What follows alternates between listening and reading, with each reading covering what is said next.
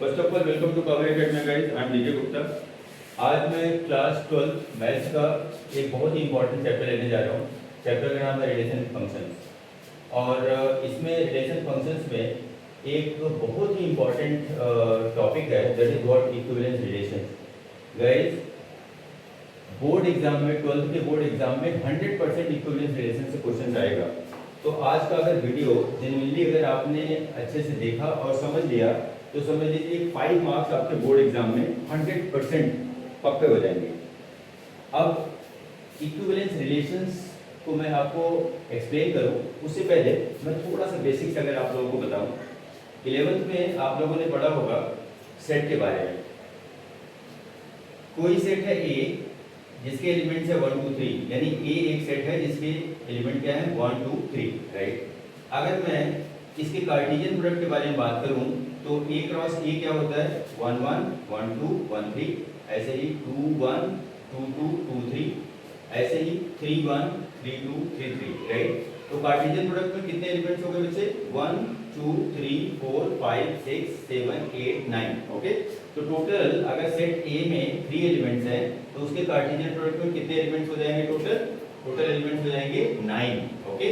तो अगर Cartesian product में 9 एलिमेंट्स हैं तो number of subsets A cross ए के कितने होंगे वो होंगे 2 टू द पावर 9, और अगर 2 टू द पावर 9 को अगर हम लोग देखें तो कितना होता है 5.2। इसका मतलब क्या हुआ, अगर कोई सेट ए है तो उसका कार्टेशियन प्रोडक्ट में कितने एलिमेंट्स हो गए 9, तो नंबर ऑफ सबसेट्स कितने बनेंगे ए क्रॉस ए के 5.2, राइट। तो जितने सबसेट्स होते हैं बच्चों उतने ही रिलेशंस बनते हैं। इसका मतलब कि number of relations from A to A will be 5.2, okay. तो ए से ए में अगर हम टोटल जितने पॉसिबल रिलेशंस होते हैं अगर उसको फाइंड आउट करें तो कितना होता है 5.2, ओके। इसी 5.2 में से कुछ रिलेशंस क्या होते हैं इक्विवेलेंस होते हैं।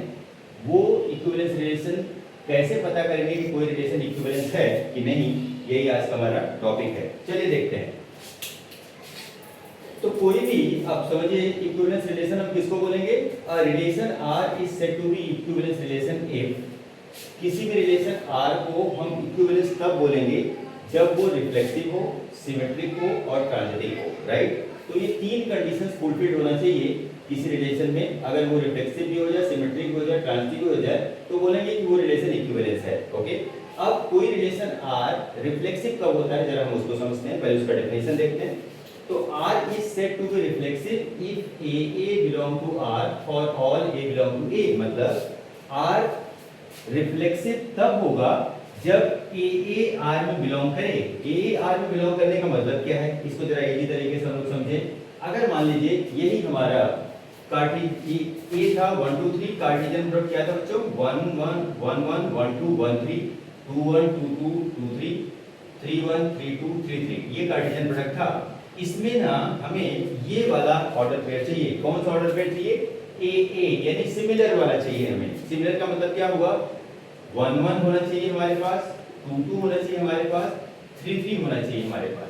तो किसी भी रिलेशन में अगर 1 1 है, 2 2 है, 3 3 है तो वो रिफ्लेक्सिव हो जाएगा, राइट। तो रिफ्लेक्सिव किसको बोलते हैं, R is said to be reflexive if a a belong to R for all a belong to A, यानी 1 1 2 2 3 3 अगर ये है किसी सेट में तो रिफ्लेक्सिव हो जाएगा, ओके। नाउ सिमेट्रिक किसको बोलेंगे जरा इसको देखिए। R is said to be symmetric if AB belong to R, this should imply what BA belong to R for all AB belong to A। मतलब क्या हुआ कि अगर किसी रिलेशन में हमारा ऑर्डर पेयर AB है तो हमें BA भी चाहिए। AB है तो क्या चाहिए BA भी चाहिए। मतलब अगर मान लीजिए हमारे पास से फॉर एग्जांपल जैसे मान लीजिए मैं यहाँ पे कहता हूँ कि एक R में 1 2 है तो हमें इसका अपोजिट वाला ऑर्डर पेयर यानी 2 1 चाहिए। तो ये क्या हो जाएगा सिमेट्रिक हो जाएगा। क्या हो जाएगा बच्चों, ये सिमेट्रिक हो जाएगा। मतलब अगर AB है तो हमें क्या चाहिए BA चाहिए, ओके। अब ट्रांजिटिव किसको बोलेंगे, देखिए R is said to be transitive if AB and BC belong to R, this would imply AC belong to R for all ABC belong to A। मतलब कोई भी रिलेशन ट्रांजिटिव तब होगा जब अगर हमारा AB और BC ये 2 ऑर्डर पेयर हैं तो हमें AC चाहिए। इसका मतलब क्या हुआ, अगर आपसे सपोज मान लीजिए बोलूं कि किसी रिलेशन आर में 1 2 है, राइट, और 1 2 के साथ हमारा सपोज से फॉर एग्जांपल 1 2 है और 2 3 है, राइट, तो हमें क्या चाहिए 1 3 चाहिए, क्या चाहिए 1 3 चाहिए, राइट। 1 2 अगर है सपोज 2 3 है, राइट, तो हमें क्या चाहिए 1 3 चाहिए, 1 3 चाहिए। मतलब अगर ए बी है, बी जहां पे ये ऑर्डर पेयर जहां पे एंड हो रहा है वहीं से स्टार्ट होने वाला दूसरा ऑर्डर पेयर बी सी है, तो हमें क्या चाहिए बच्चों ए सी चाहिए, राइट, ए सी चाहिए। तो अगर ए सी है तो वो ट्रांजिटिव हो जाएगा, अदरवाइज ट्रांजिटिव नहीं होगा। ओके, तो इस तरीके से हम लोग रिफ्लेक्सिव चेक करते हैं, सिमेट्रिक चेक करते हैं और ट्रांजिटिव चेक करते हैं। और कोई भी रिलेशन अगर वो रिफ्लेक्सिव है, सिमेट्रिक है और ट्रांजिटिव है, अगर ये तीनों कंडीशन फुलफिल्ड है तो बाय डिफॉल्ट वो क्या हो जाएगा, इक्विवेलेंस रिलेशन हो जाएगा। अब मैं जरा कुछ एग्जांपल के थ्रू आप लोगों को समझाता हूं कि वो रिलेशन रिफ्लेक्सिव, सिमेट्रिक, ट्रांजिटिव है या नहीं है। चलिए, मैंने एक एग्जांपल लिया है इस कॉन्टेक्स्ट में कि हमारा सेट ए था, ओके, और सेट ए यानी ए से ए में हमने एक रिलेशन आर बनाया हुआ है, okay, R is from A to A, okay, ये हमने कंसीडरेशन में लिया हुआ है। और इसी रिस्पेक्ट में एक रिलेशन मैंने बनाया R1। R1 रिलेशन आर क्या कहता है, इसमें 1 1 है, 2 2 है। तो मैं ये चेक करना चाहता हूं क्या ये रिफ्लेक्सिव है। अब रिफ्लेक्सिव होने के लिए हमारा कंडीशन क्या है बच्चों कि हमें 1 1 2 2 3 3 तीनों ऑर्डर पेयर चाहिए। अब यहाँ पे देखिए 1 1 2 2 तो है पर 3 3 नहीं है, इसका मतलब कि ये रिलेशन रिफ्लेक्सिव नहीं है, ये रिलेशन रिफ्लेक्सिव नहीं है। सॉरी। अब जरा सिमेट्रिक को चेक करते हैं।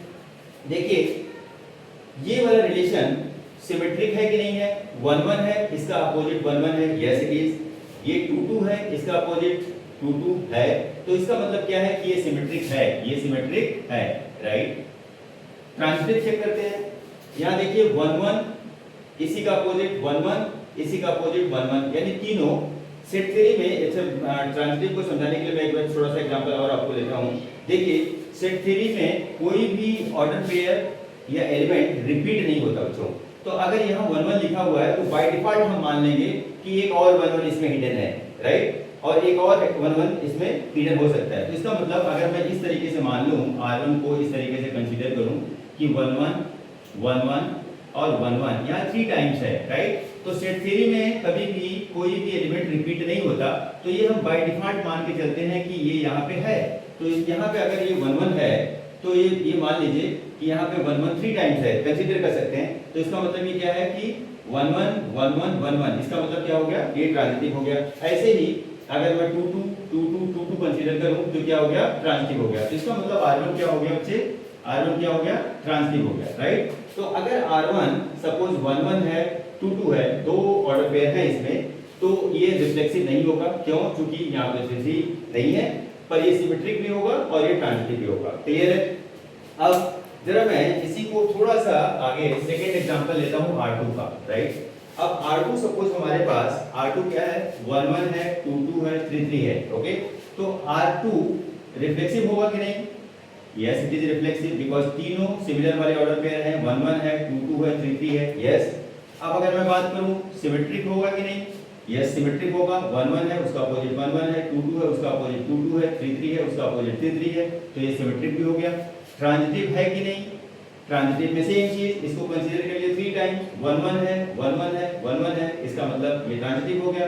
Same for 2 2 as well, same for 3 3 as well, इसका मतलब ये ट्रांजिटिव भी हो गया, राइट। अब जरा R3 को कंसीडर करते हैं।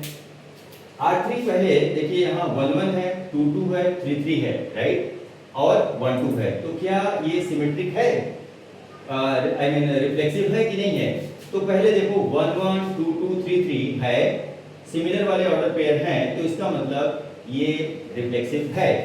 अब आपके मन में आ रहा होगा कि क्या ये 1 2 की वजह से रिफ्लेक्सिव रहेगा कि नहीं रहेगा? बिल्कुल रहेगा। ये समझ लीजिए बिल्कुल वैसे ही है बच्चों, जैसे आप सपोज मान लीजिए किसी रेस्टोरेंट में खाना खाने जाते हैं और वहां पे खाना खाया और खाना खाने के बाद सेम बिल पे बिना किसी एडिशनल चार्ज के आपको जो रेस्टोरेंट का मालिक था उसने आइसक्रीम सर्व कर दिया, तो आई डोंट थिंक कि आप बुरा मानोगे, राइट। तो बिल्कुल वैसे ही है, अगर हमारे पास सिमिलर वाला ऑर्डर पेयर 1 1 2 2 3 3 है, 1 2 एडिशनल है, तो उससे कोई इंपैक्ट नहीं आता, राइट। तो इसका मतलब ये जो है रिफ्लेक्सिव, ये रिफ्लेक्सिव है, ओके। अब ये सिमेट्रिक है कि नहीं है, अब इसको चेक कर लेते हैं। यहाँ पे देखिए ऑर्डर पेयर 1 2 है पर ऑर्डर पेयर 2 1 नहीं है, तो इसका मतलब ये सिमेट्रिक नहीं है। अब अगर मैं ट्रांजिटिव के बारे में बात करूं, ट्रांजिटिव है कि नहीं, तो यहाँ पे देखिए 1 2 है हमारे पास, राइट, और 2 से स्टार्ट होने वाला कोई ऑर्डर पेयर है, यस ये स्टार्ट होने वाला है, यानी हमारे पास देखो इधर 1 2 है और 2 से स्टार्ट होने वाला जो दूसरा ऑर्डर पेयर है क्या है 2, दूसरा ऑर्डर पेयर क्या है 2 2 है, तो हमें 1 2 चाहिए, 1 2 है कि नहीं, हाँ 1 2 है, तो इसका मतलब ये ट्रांजिटिव भी हो गया, क्लियर है। अब जरा इसको देखते हैं R4, अगर R4 हमारा देखो क्या है, R4 में सिंगल एलिमेंट है 1 2, सिंगल एलिमेंट क्या है बच्चे 1 2, तो चेक करते हैं क्या ये रिफ्लेक्सिव है, रिफ्लेक्सिव होने के लिए 1 1 2 2 3 3 चाहिए, है नहीं, तो इसका मतलब क्या हुआ कि ये रिफ्लेक्सिव नहीं है, ये रिफ्लेक्सिव नहीं है, ओके। अब जरा सिमेट्रिक चेक कर लेते हैं, तो ये तो रिफ्लेक्सिव नहीं हुआ, रिफ्लेक्सिव नहीं है, क्यों, बिकॉज़ 1 1 2 2 3 3 चाहिए, 1 1 2 2 3 3 नहीं है, तो ये रिफ्लेक्सिव नहीं है। अब सिमेट्रिक चेक करते हैं, सिमेट्रिक है कि नहीं, देखिए इधर 1 2 है पर 2 1 नहीं है, इसलिए सिमेट्रिक भी नहीं है। ट्रांजिटिव 1 2 है, ट्रांजिटिव होगा कि नहीं होगा, जरा बात समझिए। अब ट्रांजिटिव होने के लिए कंडीशन क्या है बच्चे, ट्रांजिटिव होने के लिए कंडीशन हमारा 1 AB और BC होना चाहिए, तब हमें AC चाहिए, राइट। ये बिल्कुल वैसे ही है बच्चों कि जैसे सपोज मान लीजिए आपने अपने पेरेंट्स से जिद किया कि पापा मैं अच्छे से स्टडी तब करूंगी जब मेरे को मोबाइल फोन दिला दिया जाए, बिल्कुल वैसा ही है। इसका मतलब क्या है, ये जो कंडीशन अगर फुलफिल होगा तो मैं ये करूंगी, ये बिल्कुल ऐसा ही है कि आपने जिद पकड़ लिया कि मुझे मोबाइल फोन दिलाइए फिर मैं अच्छे से स्टडी करूंगी। अब यहाँ पे जरा कंडीशन देखिए, मैं कहना क्या चाहता हूँ, कहना ये चाहता हूँ कि 1 2 है सिर्फ, है ना, तो 2 पे जहां पे ये ऑर्डर पे एंड हो रहा है वहीं से स्टार्ट होने वाला कोई दूसरा ऑर्डर पे चाहिए, जैसे AB है यहीं से स्टार्ट होने वाला BC हमें चाहिए, then we can search for AC, तो यहाँ पे ऐसा कंडीशन है ही नहीं, तो इसका मतलब ये क्या है, ट्रांजिटिव है, याद रहेगा, this is very very important, right. अगर ये कंडीशन है तो फिर हमें ये चाहिए, अगर ये कंडीशन ही नहीं है तो इसके बारे में हम बात करके बेमानी है। मतलब जैसे मैंने एग्जांपल दिया कि अगर आप मेरे को मोबाइल फोन दिलाओगे फिर मैं अच्छे से स्टडी करूंगी, बिल्कुल वैसा ही है, फिर पापा ने अगर मोबाइल फोन नहीं दिलाया तो अच्छे से स्टडी की बात ही नहीं होती। तो ये रिलेशन, अगर इसको एग्जांपल आपको समझ में आया तो वहां से क्या हो गया कि 1 2 है पर 2 से स्टार्ट होने वाला कोई दूसरा ऑर्डर पेयर नहीं है, तो इसलिए बाय डिफॉल्ट हमें जो उसका कंस्टिट्यूएंट्स है AC वो नहीं चाहिए, इसका मतलब ये ट्रांजिटिव हो गया। अब जरा R5 लेते हैं, R5 देखिए 1 2 है 2 1 है, राइट, तो 1 2 है 2 1 है, तो यहाँ पे पहले तो रिफ्लेक्सिव होगा नहीं बिकॉज़ सिमिलर वाले नहीं है, सिमेट्रिक होगा कि नहीं, रिफ्लेक्सिव नहीं होगा, ये कैंसिल हो गया। सिमेट्रिक है कि नहीं चेक करते हैं, 1 2 है, इसका अपोजिट 2 1 है, हाँ जी सिमेट्रिक है। ट्रांजिटिव होगा कि नहीं होगा चेक करते हैं, देखिए 1 2 और 2 से स्टार्ट होने वाला 2 1 ऑर्डर पेयर है, तो हमें क्या चाहिए 1 1 चाहिए, 1 1 नहीं है, इसका मतलब ये ट्रांजिटिव नहीं है, राइट।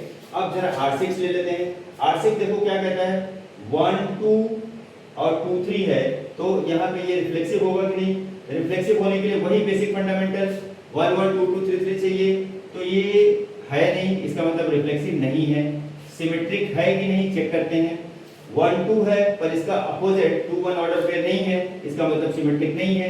ट्रांजिटिव है कि नहीं देखते हैं, 1 2 है 2 3 है, 1 3 चाहिए, 1 3 नहीं है, इसका मतलब ये ट्रांजिटिव नहीं है। अब जरा R7 पे शिफ्ट करते हैं, हमारे पास यहाँ है 1 2 2 3 1 3, सिमेट्रिक है नहीं है, क्यों, क्योंकि 1 1 2 2 3 3 जो चाहिए वो नहीं है, इसका मतलब ये क्या हो गया, आई मीन रिफ्लेक्सिव की अगर मैं बात करूं, वेरी सॉरी, अगर मैं रिफ्लेक्सिव के बारे में बात करूं, R7 1 2 2 3 1 3 है, राइट, रिफ्लेक्सिव है कि नहीं, रिफ्लेक्सिव के लिए हमें क्या चाहिए 1 1 2 2 3 3 चाहिए, चूंकि नहीं है यहाँ पे तो इसलिए रिफ्लेक्सिव नहीं होगा। चलिए अब जरा सिमेट्री चेक करते हैं, सिमेट्रिक है कि नहीं, 1 2 है ना, पर 2 1 है क्या, नहीं है ना, तो इसका मतलब ये सिमेट्रिक नहीं है। ट्रांजिटिव है कि नहीं चेक करते हैं, 1 2 है 2 3 है, 1 3 चाहिए, 1 3 है, तो इसका मतलब ये ट्रांजिटिव हो गया, राइट। अब एक सिंगल एलिमेंट वाला है R8 1 2 1 2 1 2 आई थिंक ऑलरेडी हमने एग्जांपल नंबर 4 में इसमें रिलेशन नंबर 4 में कवर कर रखा है, तो इसको अलग से बात करने का कोई लॉजिक नहीं है, राइट। तो इस तरीके से बच्चों इजीली कोई भी रिलेशन इक्विवेलेंस होगा कि नहीं होगा इसको हम पता कर सकते हैं। हल एक सेकंड में मैं जरा ओवरऑल ब्रीफ करूं, अगर आपको कोई सेट है उसका कार्टेशियन प्रोडक्ट निकाल लीजिए, और कार्टेशियन प्रोडक्ट निकालने के लिए नंबर ऑफ उसके सबसेट्स पता कर लीजिए। जितने सबसेट्स होते हैं बच्चे उतने रिलेशंस होते हैं, राइट। ओके, उस रिलेशंस में कुछ रिलेशंस इक्विवेलेंस होते हैं, कुछ इक्विवेलेंस नहीं होते। इक्विवेलेंस होने के लिए क्या क्या चाहिए? रिफ्लेक्सिव होना चाहिए, सिमेट्रिक होना चाहिए, ट्रांसिटिव होना चाहिए। रिफ्लेक्सिव होने के लिए सिमिलर ऑर्डर पेयर वाला हमें चाहिए, यानी ए वाला चाहिए, तभी वो रिफ्लेक्सिव होगा। सिमेट्रिक होने के लिए अगर ए बी है तो हमें बी ए चाहिए, तब वो सिमेट्रिक होता है। ट्रांसिटिव होने के लिए ए बी और बी सी है तो ए सी चाहिए, तब वो ट्रांसिटिव होता है। कोई रिलेशन रिफ्लेक्सिव है, सिमेट्रिक है, ट्रांसिटिव है तो वो क्या हो जाता है? इक्विवेलेंस हो जाता है। और ये एग्जांपल्स हैं जो मैंने आपको समझाया, होप कि आपको ये अच्छे से समझ में आ गया होगा। अगर जनरली आपको अच्छे से समझ में आ गया तो प्लीज़ वीडियो को लाइक कीजिए, शेयर कीजिए अपने फ्रेंड से।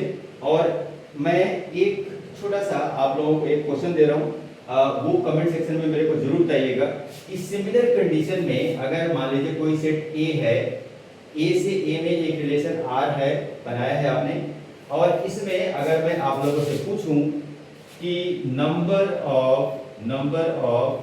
इक्विवेलेंस रिलेशंस कितने होंगे, ये मैं आप लोगों से पूछ रहा हूँ। कमेंट सेक्शन में प्लीज इसका जरूर आंसर कीजिए। और इससे रिलेटेड कोई अगर कंफ्यूजन है, किसी तरीके का वीडियो आप चाहते हैं नया, तो प्लीज आप मेरे को कमेंट सेक्शन में लिखिए, सो दैट कि मैं नए कुछ इंफॉर्मेशन के साथ आऊँ जो आपको बोर्ड एग्जाम में, इवन कॉम्पिटिटिव एग्जाम जेईई वगैरह में हेल्प कर सके।